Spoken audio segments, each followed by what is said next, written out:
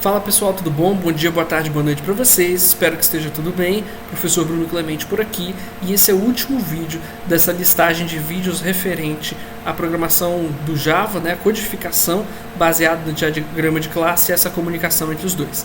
Estamos então estudando aqui o último conceito que estudamos no material de diagrama de classe, que é o conceito de dependência. Então aqui eu trouxe de novo o mesmo exemplo que eu apresentei para vocês lá. Observem que nós temos um caixa eletrônico. O caixa eletrônico tem um método chamado saque, e dentro desse método saque há uma passagem de parâmetro da classe conta. Ou seja, alterações na classe conta poderão causar problemas no método saque e, por consequência, poderão causar problemas na classe caixa eletrônico. A gente representa essa dependência então através dessa linha pontilhada com a seta no final, beleza? Vamos dar uma olhada como é que a gente implementa isso. Primeiro eu estou criando uma classe chamada conta, e aqui pra gente ter um teste, tá? Eu fiz um método bem simplesinho aqui pra gente ter algo para poder testar. Então eu tenho um double saldo, beleza? Para guardar o saldo lá da conta corrente da pessoa, e eu tenho um método chamado subtrair saldo, no qual você me passa um valor e eu subtraio o saldo, ou seja, se você tem R$100 e eu passar como parâmetro 30, eu vou subtrair esse valor 30 do seu saldo 100 e você vai ficar com 70 na sua conta, beleza? Observem que é um exemplo super simples para que eu quero que dê um problema lá para frente, por isso que eu estou fazendo assim. E agora vamos lá para a classe caixa eletrônico. Estou instanciando uma nova conta, óbvio que um caixa eletrônico não teria acesso a uma conta específica, né? Mas de qualquer forma ele vai acessar essa conta de alguma forma, mas era importante a gente ter uma conta aqui para botar ele para funcionar. E nós criamos um método saque dentro da caixa, dentro do caixa eletrônico, que atende ao que está colocado aqui no nosso diagrama, ou seja, ele recebe um objeto conta do tipo conta e um valor do tipo double. E aí ele faz o que? Ele chama dentro do próprio conta o método subtrair saldo, ou seja, ele recebe a conta e só chama o método dessa conta recebida, passando então o valor que você quer fazer o saque, beleza?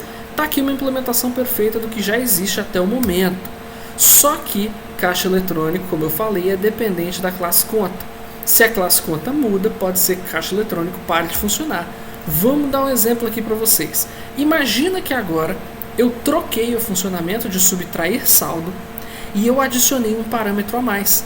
Eu disse lá que o ato de subtrair o saldo, ele não apenas recebe um valor e subtrai sem preocupação. Ele recebe um valor e um limite. Porque vamos supor que a sua conta tem um limite, você só pode sacar, sei lá, R$500 por dia. Então eu vou ter que fazer uma verificação. Aqui eu nem coloquei a verificação, mas ela teria que entrar dentro do método, né? O importante para nós aqui é o seguinte: na hora que eu fizer esse ajuste, olha o que vai acontecer. A caixa eletrônico para de funcionar. Por quê? Porque esse código de saque chamava o método subtrair saldo passando um parâmetro. E agora eu preciso de 2 parâmetros. Então isso é um problema sério, isso é uma situação que a gente precisa sempre ficar de olho e precisa sempre registrar de forma correta. Dependência é uma coisa que a gente, dentro do possível, vai evitar ao máximo, e quando precisar, e podem ter certeza que precisará, é sempre interessante que você tenha controle sobre essa dependência, para que você tenha controle de ajuste do seu próprio código.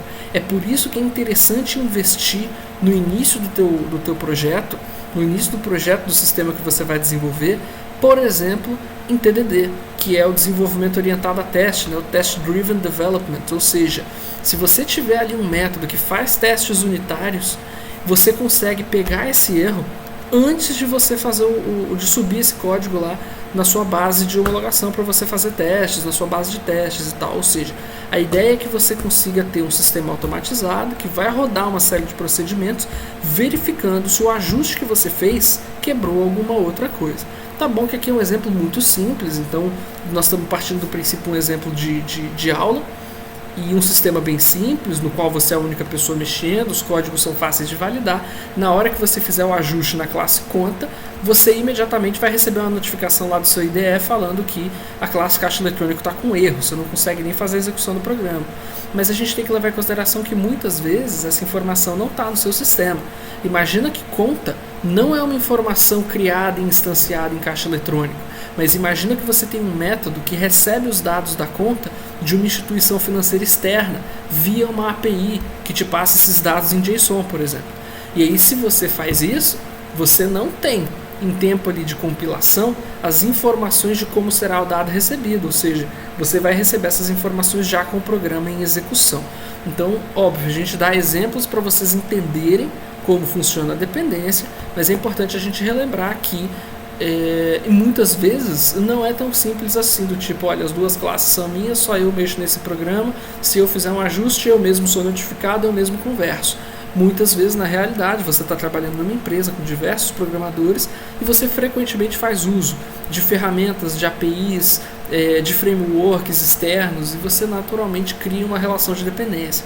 É importante que a gente se preocupe sempre em minimizar essa dependência e, caso ela aconteça, sempre ter controle disso para garantir que não vai quebrar o seu código. Beleza? É por isso, e é muito comum isso, pessoal, que pessoas que dependem, por exemplo, de sistemas do governo, o governo não pode simplesmente trocar uma informação numa API e falar agora é a empresa que lute, sabe?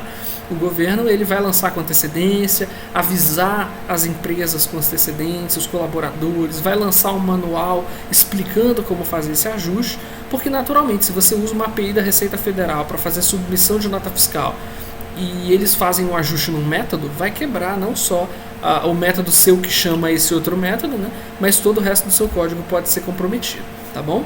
Então é por isso que é importante a gente ter uma boa noção de como organizar esse nosso código, como fazer tratamentos de erro também do nosso código para garantir que a aplicação não pare de funcionar. E aí, naturalmente, a gente vai ter um sistema com muito mais consistência e a gente vai estar mais preparado para lidar com essas dependências. Beleza?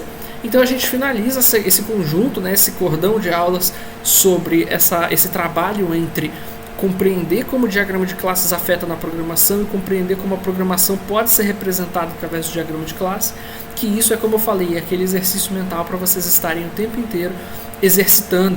Isso ajudará em especial se vocês forem desenvolver seus próprios programas, uma vez de que se você entra numa empresa ela já terá um funcionamento, mas se você vai desenvolver alguma coisa do zero, é extremamente importante que você faça de forma consciente, e ter uma noção de como isso funciona vai te ajudar a tomar melhores decisões nesse momento, tá bom? Espero que tenha ficado claro. Qualquer dúvida não deixem de entrar em contato comigo, vou estar à disposição. E no mais é isso, pessoal, bom dia, boa tarde, boa noite para vocês e até mais.